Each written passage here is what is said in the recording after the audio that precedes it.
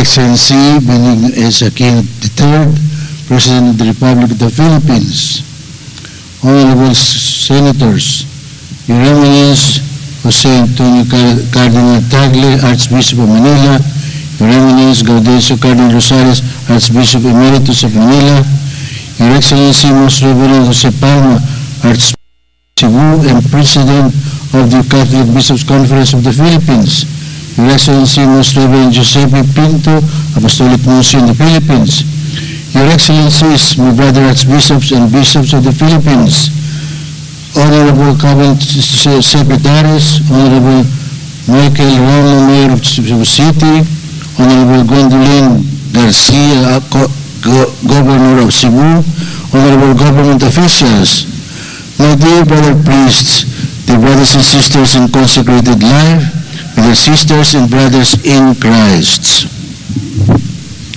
This remarkable gathering is a testament of how one life can be a principle of our unity.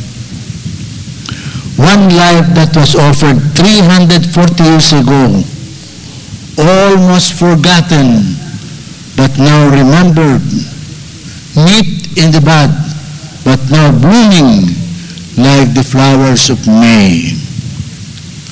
Our celebration is testament of how one's life refuses to die because it lives on in the heart of God. Some people die even before they start to live because they refuse to love. San Pedro lives on because he refuses to give up on love. And how is to love? To love is to stand steadfast in the face of mortal danger, compelled by the love of Christ. And what is the love of Christ? I quote, "No greater love than this, than when a man lays down his life for his friends," end of quote.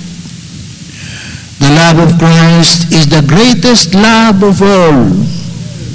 It is this love that compels Pedro to lay down his life. And it is this love that compels us today to honor a life that was out in love. If to love is to be compelled by the love of Christ, then love is rooted in faith. For we can only love the Lord if we can only love as He does, if we believe in Him. Some people say they can love without believing. But that is like saying they can swim without jumping into the water or breathe without air. Even the most elementary form of love requires us to believe in the beloved. Do you believe that? No answer. Only the love of Christ compels because it is capable of sacrifice. Other forms of love make a semblance of sacrifice, though they are merely acts of despair. Others give no value to sacrifice at all because they are merely acts of self-seeking. True love, pure love, flows from the heart of Jesus crucified. My friends, Pedro made many sacrifices before he made the final sacrifice. He had to die so many times so that one more death does not matter anymore. He left home and country at a young age. He did not experience the carefree days of youth spent in frivolous pursuits. While the Chamorro young men learned the ways of manhood in houses where they can indulge their passions, Pedro spent his youth learning the basics of the faith, acquiring self-discipline, developing virtue, in the fibers of his flesh and in the marrow of his bones. In contrast, our concept of love today is infected with self-seeking. It seeks the easy way out. It seeks fulfillment without facing consequences. It does not assume responsibility. Our love must be purified by faith. We must love as Jesus loves. We must love one another as He has loved us. This is the love that can save us. This is the love that we must teach our young. Not the love that is self-seeking. Not the love that sets no limit to the self. Not the love that robs lovers of their souls. But the love that gives dignity. The love that edifies. The love that ennobles. This kind of love is difficult to teach. But who says every noble thing is easily acquired? Every noble thing is precisely noble because it is worth shedding one's blood. This love is what we celebrate today. Only this love can gather so many of us to celebrate and to believe. Only this love can point out to us the future because it is timeless.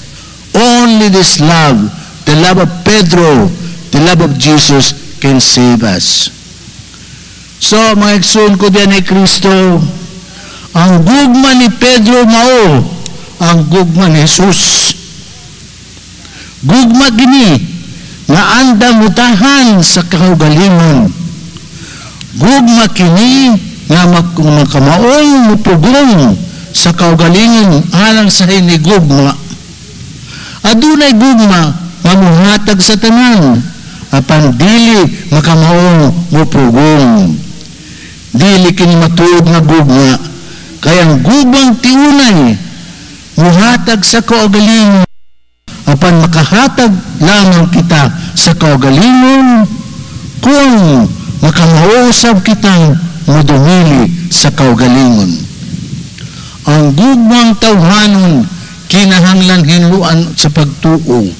Ang pagtuo naghatag kanato sa gahom sa pag-usab sa atong kaugalingon kay ang pagtuo pagtuman sa sugo sa Dios. Ang tao nga mituo apan wala mutuman bakakon. Mga son, sundo nato si Pedro sa iyang pagkamatinumanon. Sundan nato si Pedro sa iyang pagtuman sa kabubuton sa amahan. Natot pa ni San Pablo sa iyang ikaduhang sulat sa mga taga Corinto, si Jesus dili mabalhinon o guna-huna, hinunua siya kasaligan gayod. Dili siya oo sa usa ka higayon, unya dili sa laing higayon. Lumlum lang gayod siya oo ngadto sa amahan. Mga kapatid kong Kristiyanos, batid kong marami sa inyo na narito ngayon ay naghahangad din makarating sa narating ni San Pedro, diba? Walang shortcut sa pagiging ganap na santo. Lahat tayo ay dapat matutong maghintay, magpasyensya, magsumikap sa araw-araw. Ano ba ang katapatan kundi yung matuto tayong maghintay, manalig sa Diyos? Ano ba ang pasyensya kundi yung pagsisikap sa araw-araw sa ating paggawa ng kabutihan sa kapwa? Hindi pwedeng mag-isa lang sa pagiging santo. Kailangan natin ang panalangin ng Panginoon. Hindi dapat tayo magpakahintay. ang simula sa ating pagtataksil. Sapagkat ang taong hindi makapaghintay ay magtataksil una sa iyang panahon, sa pangalawa sa kanyang sarili.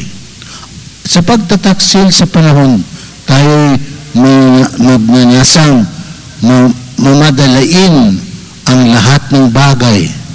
Bigla ang yaman, bigla ang katanyagan, bigla ang kapangyarihan. Ang taong biglaan ang paglusok ay mag-iisa sa kanyang sarili, sapagkat ang taong nakapaligid sa kanya ay hindi kayang sundan ang kanyang kabilisan. And so, brothers and sisters in Christ, let our gratitude this day be sustained in the daily conduct of our lives. Let our faith empower us to be faithful followers of Jesus and dutiful citizens of our country. Let us no longer live dual citizenships, good Christians but bad citizens. Such duality cannot exist. If we have to be Christians, let us be good citizens as well, observing every just law, practicing justice in all our affairs, being honest in word and in deed. Likewise, my friends, let our citizenship be empowered by our Christian faith, seeking to apply God's will in both public and private life. Let our laws therefore be directed to serve the common good as well as to the ultimate good, forming us to be good citizens in this country as well as for the other life. There is a consistent thread that runs through all the nature, from individual human body to the human community to the wider environment. In regard to the self, we must exercise self-mastery. In regard to others, justice. In regard to environment, care and respect. At every level, we exercise restraint, for that is the nature of rational beings. Any inconsistency will ultimately lead to the breakdown of human society. When we respect our nature, we sum all nature to its creator. Thus, God will be all in all. This, no less, is the essence of sainthood. And so, I pray, may San Pedro be our example of obedience to the plan of God, of courage in love. May he be our precursor in heaven, our intercessor for any need, our inspiration for nobility in both living and dying. Viva Pedro Calungsod! Amen.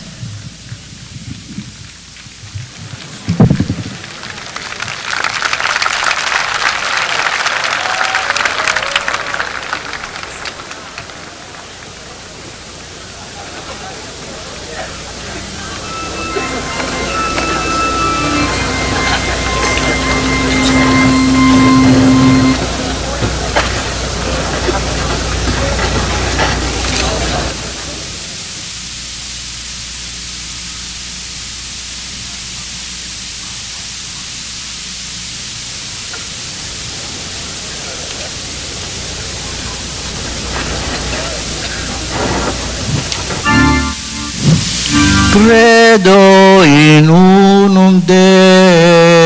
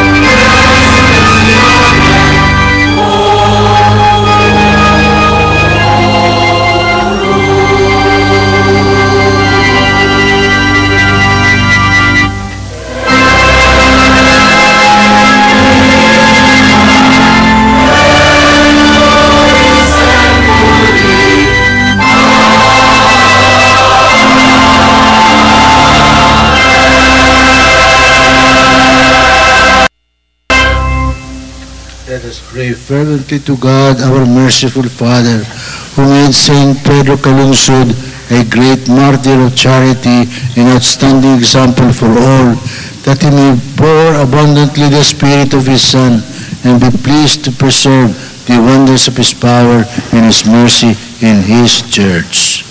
Lord, hear our prayer. Lord, hear our prayer.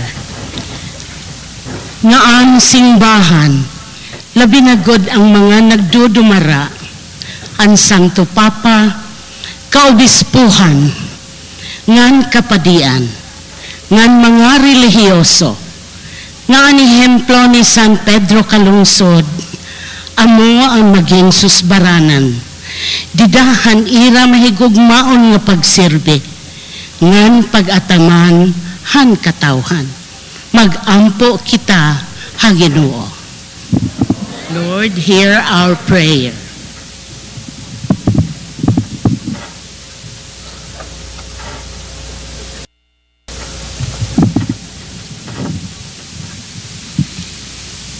Para sa lahat ng mga may karamdaman at sa mga nasa huling yugto ng kanilang buhay, naway ang kanilang paghihirap ay maibsan sa pamamagitan ng salita ng Diyos. Magbigay ito ng ibayong lakas at pag-asa, lalo na sa ating pagdaraos nitong banal na misa ng pasasalamat sa ating bagong nahirang na santo ng inang simbahan, si San Pedro Calungsod. Taimtim natin ipanalangin sa ating puong may kapal. Lord, hear our prayer.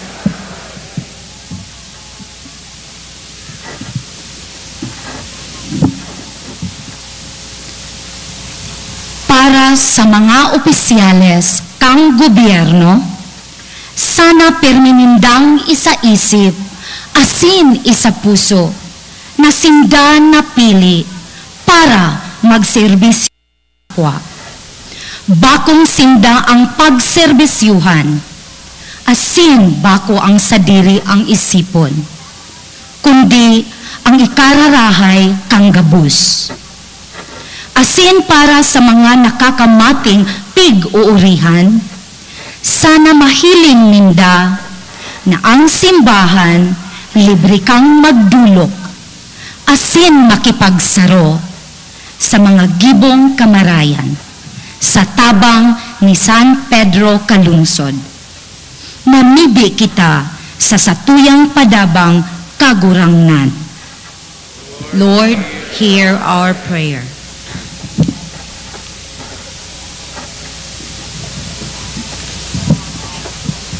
Para sa aton mga misyonaryo, katikista, kag mga pamatanion nga lider, kabay pa nga sa sining tuig sa pagtuo, mabakod kag malig-on sila sa ila nga pagtuo, kag sa pag-alagad sa simbahan, kag tani, mabalik sa ila, ang ila nga pangabudlay, nga may kalampusan kag kahimayaan, upod sa kinabuhi nga ginapakita ni San Pedro kalungsod nga ila maayo nga ehemplo. Mga laba kita sa Ginoo.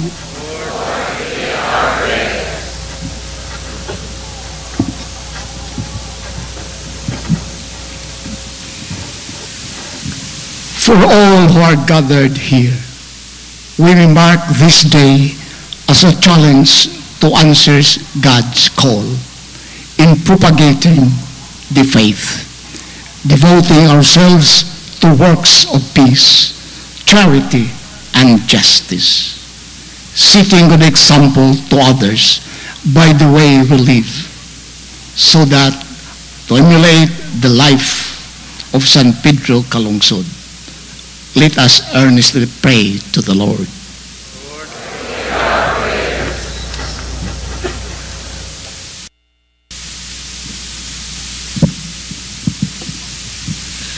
Para con todos el maga educadores y líderes laicos, kita servicin reservas el iglesia diaton por medio de enseñanza y transmisión de conocimientos para na caminos de Dios. Ojalá que todo el maga esfuerzos incansables hay bendici y dalipago con la gloria y el ganancia kita mira con el nuestro vida de San Pedro Calungsod. Seriosamente kita todo hay reza con sinceridad con el diaton Señor.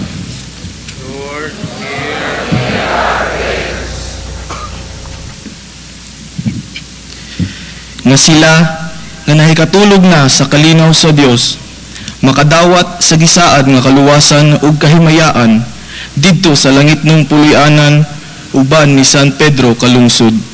Mga muyo kita sa Ginoo. Lord, hear our prayer. God, Father of mercy, all holiness is from you. In your goodness, grant us and the Christian world a share of the saintly zeal and a life of charity, which inspired the life of Saint Pedro Calungsod. In your mercy, grant what we ask in faith. Amen.